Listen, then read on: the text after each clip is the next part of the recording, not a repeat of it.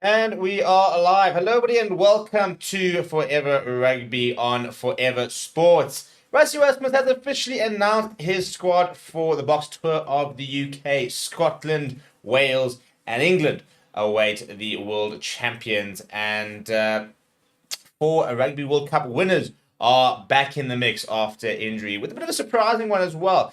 It's a very straightforward squad. It's a very strong squad. I think that's the main thing. It'll be interesting to see what the reaction is. I mean, in many ways, it's a bit of a boring squad in terms of it's kind of what we expect, and it's the main players. But at the same time, that is quite exciting itself in terms of just how strong the actual squad is.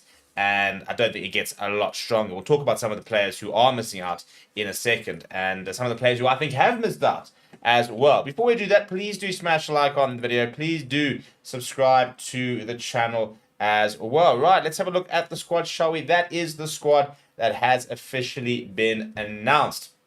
The four players that do make a return to the squad are as follows. Andre Esterhuizen, Damien Willemse, Arcus Neyman, and Franco Mostert, all back fit and in the squad. It is a squad of 34 with 16, I think it's 16 backs and 18 forwards, if I'm not mistaken. 18, yeah, 16 backs, 18 forwards, and plenty of experience in the side. And no, as I said, no surprises. And traditionally, and this is an interesting thing because we spoke about this a couple of years ago, we very rarely use the end of year tour to blood new players. That is like historically. I actually went and did like a deep dive in terms of players who made their debut. When do we tend to give more debuts out? End of year tour, rugby championship, and it's actually the incoming tour. And it makes a lot of sense because you're kind of giving players an opportunity in the sort of home environment, comfortable home crowd, for example. Whereas now going overseas, for example, tricky conditions and the likes, last two games of the year, you want to end on a positive. You generally basically kind of experiment a little bit during the incoming series, depending on who you're playing against. As for example, we had the Portugal game, and we sort of named a new side there. And then you kind of go as strong as possible during the Rugby Championship to win the Rugby Championship. And then end of year tour is kind of like almost putting the sort of the icing on the cake in terms of refining what you've done during the year before you sort of go into the next year cycle. So it's not very strange, actually, to be honest, and it's very close to what we've seen previously. So I mean, in terms of like the World Cup squad, it's pretty close to the World Cup squad. You take out players like Apelin Fassi, and obviously Gerard Stennekamp, Jan Hendrik Wessels, Albert Lowe, Ruan Kier. You take those sort of players out, and then you add in a Faf de Klerk, a Jean Klein, a Dion Ferry, who else am I adding in? Dwayne Vermeulen, obviously, and there's somebody else I'm missing, and it'll come to me. But it's very similar to what we've seen previously. So no massive shocks is probably the main thing. So let's go through it. So it is the usual five suspects at prop: Thomas du Toit, Vincent Koch, Frans Beheber, Oxen Chair, Gerard Stennekamp, and they have also included Jan Hendrik Wessels as the utility forward. He can cover both a prop as well as hooker. So there are 8 essentially front rows going over there. And my worry when I look at the squad immediately, so this is the one thing, when I look at squads, I kind of look at sort of the health of the Springboks and sort of trying to pick out which positions are potentially going to be a worry, which positions are going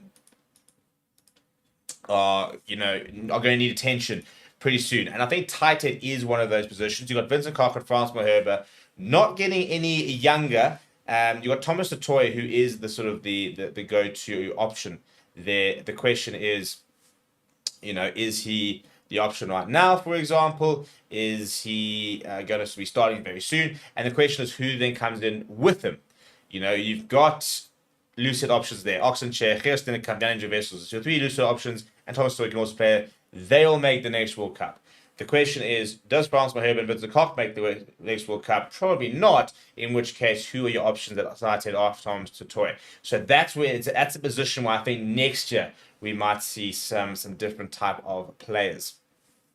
Hookers, Michael Box, Bongi Manambi, no surprise there. And then locks, really good to see Franco Mostert back in the mix after that leg injury earlier this year. Very interesting to see how he plays, because I think he is a player for me from a fitness point of view, from an ability and a form point of view.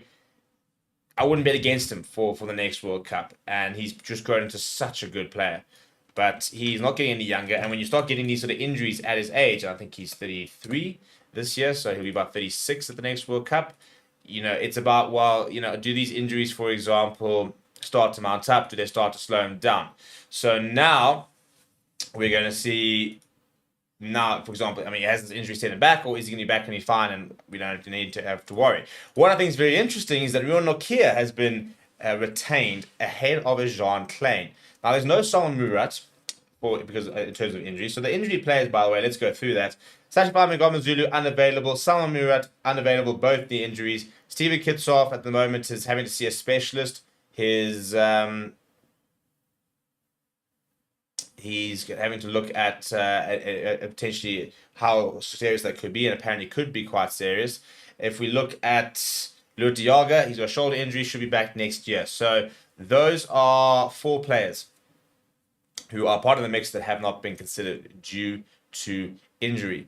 And very interested to see then, but given the fact that those are the injuries of the players that have been retained. I personally probably would have had a Jean Klein ahead of a Rion Nokia. You would have had 2 genuine number 4 locks, 2 genuine number 5 locks, and you smile. Look, Arthur Stammer can play 4. So it's an interesting decision, that in itself.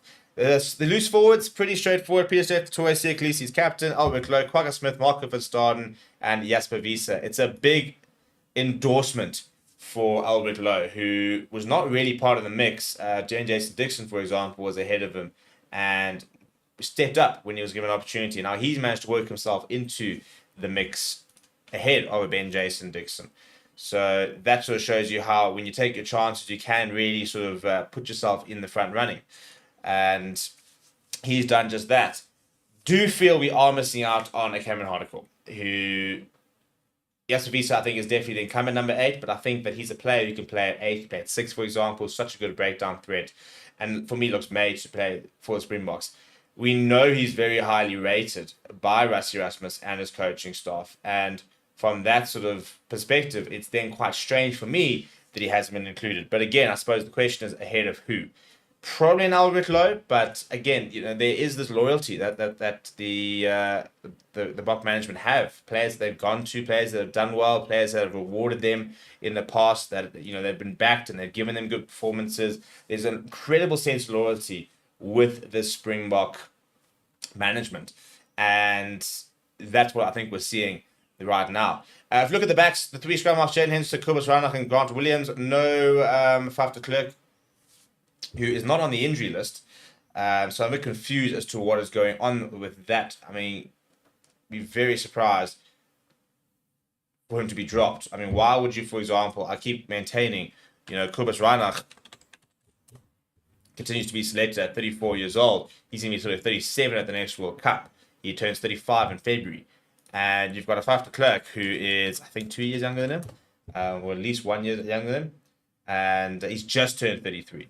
So he is a year younger. So I suppose, muchness really. But he was, he's our go-to number 1 starting scrum off. So I'm very confused to what's happening there, whether he's being rested, for example, whether he's back and fit, but they decided not to risk him. Maybe he goes back to Japan and has a bit of a preseason. But that, for me, is a bit of a strange decision. When it comes to the fly halves, also, I think pretty straightforward. Bonnie Liebach, Conte Pollard, no Sashify Ngoma Zulu. If there's another injury, I think we'll see Jordan Hendrickson drafted back into the side, especially the way he's been playing for the Sharks recently. Centres, Andre Hayes back in full fitness. You've also got Kane and Moody as an option there, but those 4 pretty straightforward. And then your back 3 options, Kurt Janssen, Apple Fassi, Cheslin Colby, Willie Luru, Maxwell Mapimpi, Kane and Moody, Damien Willemse. I don't think we need to be having 7 a back 3 option. Now, yes, Kane and Moody can double as a centre, so can Damien Willemse, to be honest. But I do think that we probably don't need that many. I mean, we've currently, if Willie LaRue, for example, drops out of that squad, we would still have plenty of cover. We'd have Damien Willemse and Apele Fassi as options at fullback. We'd have Kane Moody, Mapimpi, Arons, Colby, Fassi as wing options. So personally, I think Willie LaRue could drop out there, and I think you could probably have Edward van der Merwe ahead of Maxwell Mapimpi, and I think you'll still have as much cover as you need. Because back in the day, we used to take 32-man squad. So that would be my thing. Immediately, you'd probably take out a range of vessels, and you can go with 2 hookers, for example, or you take out 1 prop, and you go with 4 props, not ideal. You'd probably go with maybe 1 for your lock, and you have Peter Steph the toy if you were to go with a 32-man squad. Or else you could take out one of the centers. You could take 2 backline players, to be perfectly honest. You could take out an Andre Esterhazen, and you could take out a Billy LaRue if you had to make this a 32-man squad. But good to see Damian Vincent back. I think a lot of people have forgotten just how good he was for us a year ago. Let's go through some of the comments, shall we, and see what everybody has to say. Carl said, I expected them to breed more younger players, but good squad. John saying, I thought we develop our team more. Not happy with that. They brought Nico Janssen van Rensburg just to hold tackle backs. Didn't play him once instead with Murat. Doesn't make sense. Master Claudia says, great squad. Thumbs up to the manager. I'm glad Sam Murat has dropped. He's not. He's injured. Christian saying, don't worry, Steve. We still have Wilco at tight head. And didn't notice that Murat was dropped. He's not dropped. He's injured. And Khabala and Ben Jason Dixon, they were technically dropped, I suppose. King says, King Pass, I'm actually glad there's no Hanekom. He may be a bit overhyped. Give him some time. We already have Jasper, who's the main guy. If he gets injured, then we'll see Hanekom. The next one said, give us Hanekom. A lot of people saying, so I think Thana is saying, in my opinion, they should have included Hanekom and Hendrickse. That seems to be the main sort of chat. Jordan Hendrickse, no Jordan Hendrickse, no Cameron Hanekom. Adding said, all Wilco. Saying, so pointless, just adding extra caps, double World Cup winners. King Pass doesn't rate Jordan at 10. Because we really don't need to be bringing in new players. We've capped, I think, like 15 players this year. Like, we actually now becoming obsessed with capping players. We can't sit there on one hand and say, look how good our depth is. We've got so many players, so many options. Cool. And then like, why aren't we bringing more players? Why aren't we building more depth? You know, we've got so many players involved in the setup. We've got a 55-man working squad. That's what Rassie Erasmus keeps talking about. The 50-man squad, basically, which is what they're working with for the next World Cup.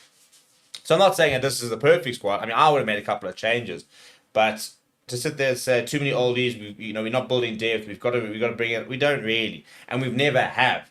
Traditionally, we never have brought a lot of players in on an end of year tour. That has traditionally always been more a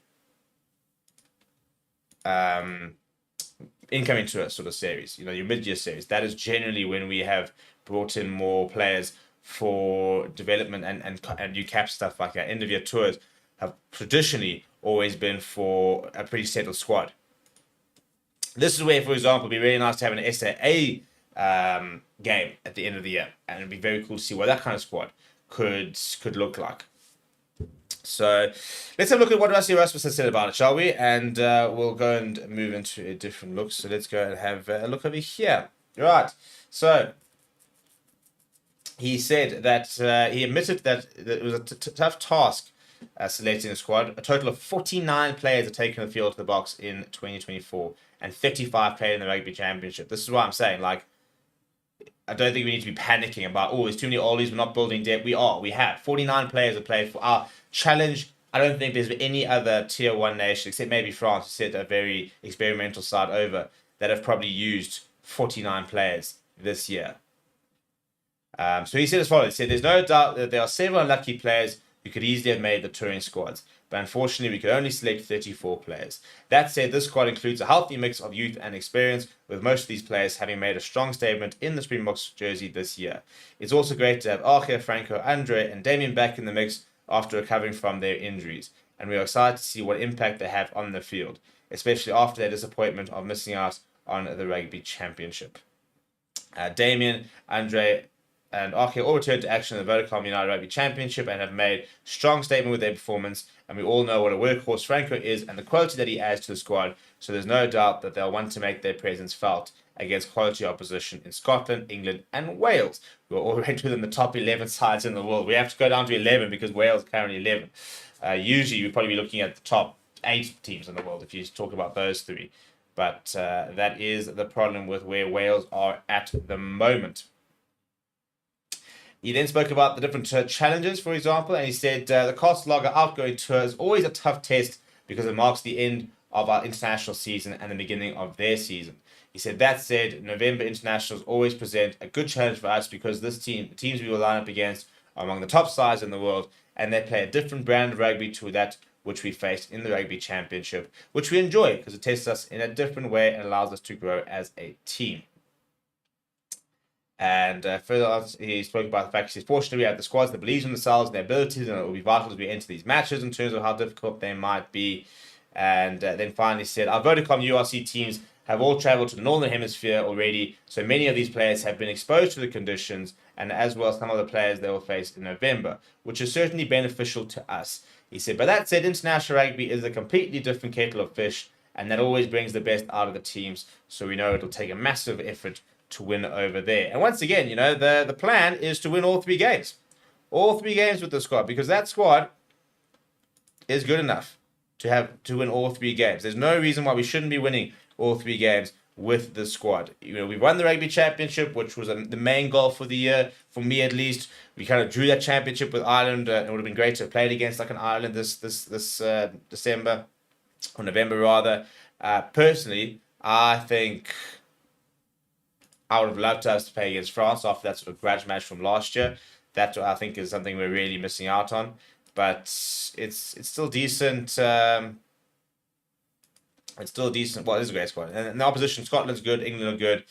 And so, yeah, in terms of, we'll look at this in the next few days. We'll probably put out a potential starting 15 after the next few days. We'll talk about some of the players who are unlucky to lose out and some of the players who I think will be on the radar.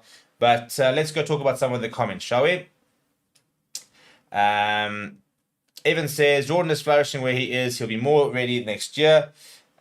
King Party, I'm happy with the squad. I remember everyone hyping up Bruce, including myself, and didn't do well. We actually want to win all the tests.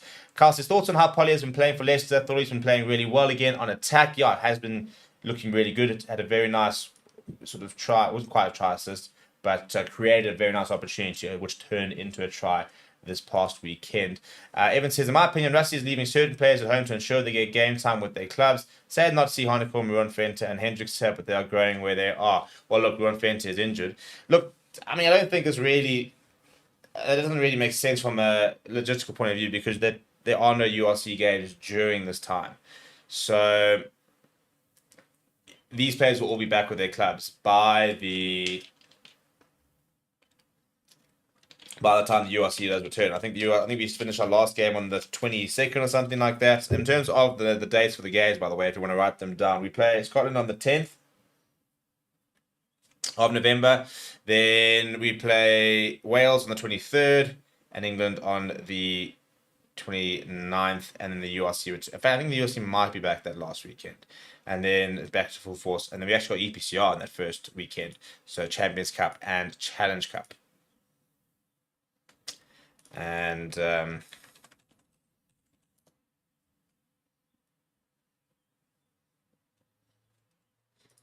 give me 2 seconds.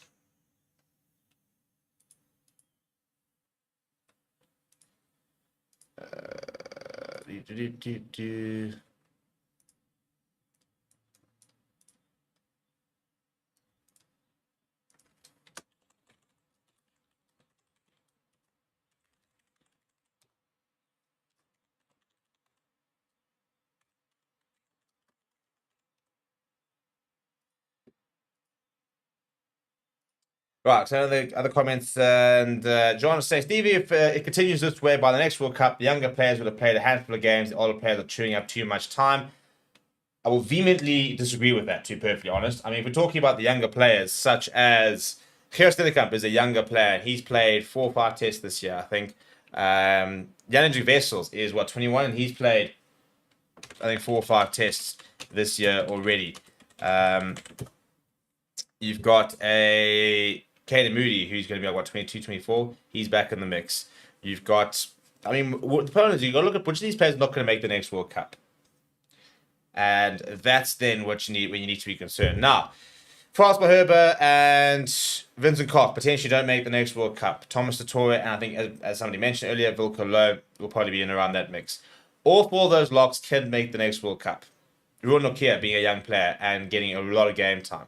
You look at those loose forwards. The only person there who I think for me is a doubt is potentially Sia Khaleesi with regards to the injuries he's had. Maybe, but I think everybody else makes the next World Cup quite comfortably.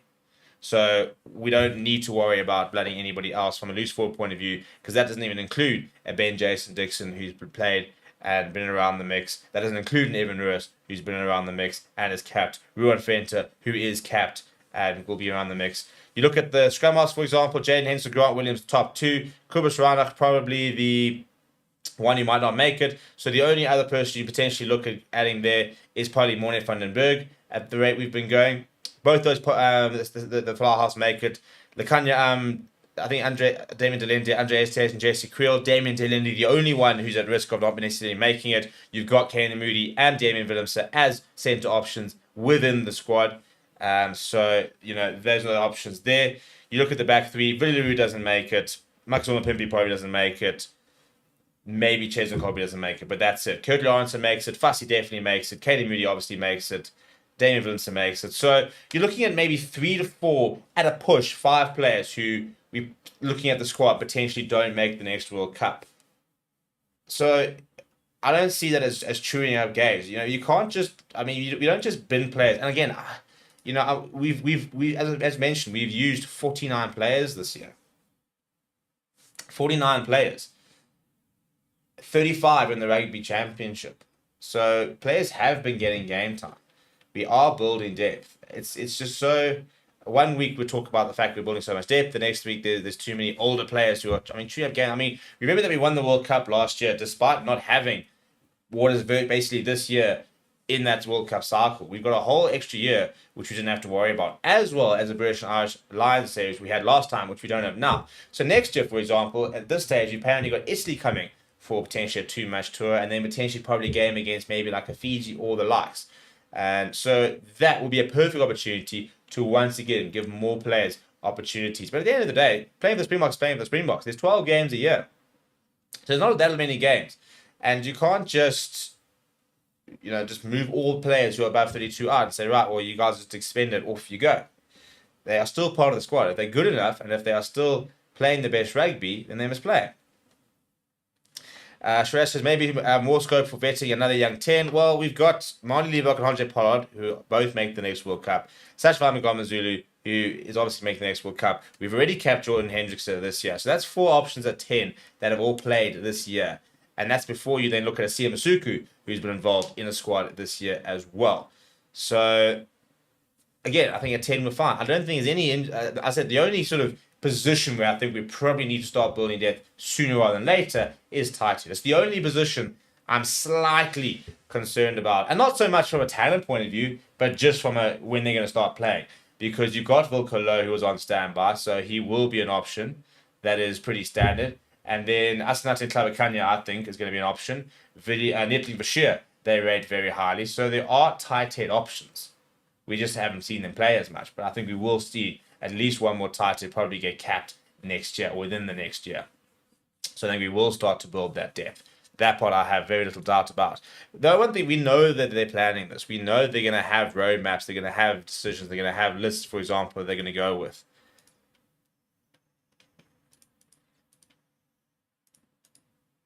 So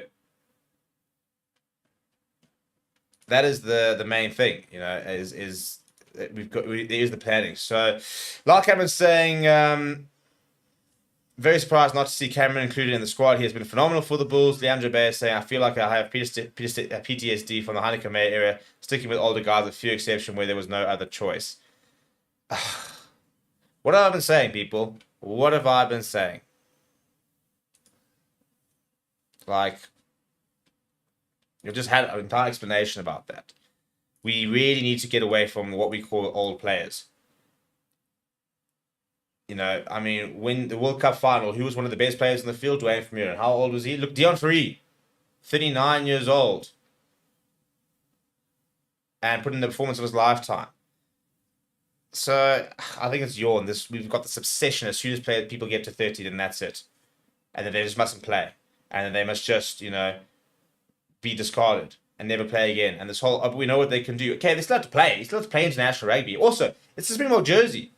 So, you want the best players play. You want the Springbok jersey to remain being the Springbok jersey. You don't want to be, well, we know what you 30 guys can do. So you guys just take a break. We're going to take a little the under 21 side over to the UK and just hand out Springbok caps, for fun. So, I mean, Rassie Erasmus has actually been criticised sometimes at times for maybe sometimes giving caps to people who might not deserve it, for example.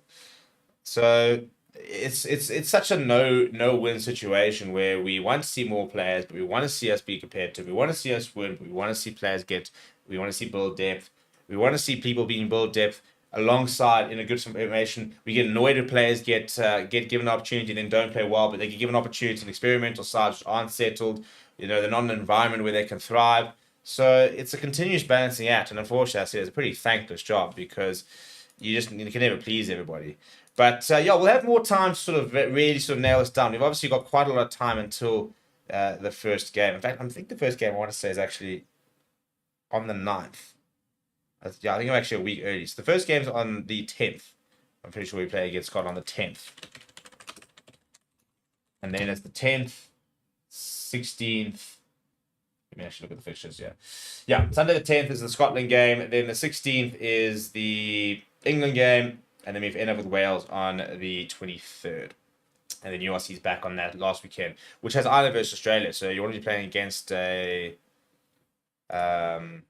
against an Irish side that time because some of them will think, I know we're having an absolute disaster with it's the blooming sun over here. We've got difference in sun and quality and stuff like that. So we're gonna call it off there. Before things get too much more hectic. But so people, we'll see you guys all soon. Please do smash like on the video. Please do subscribe.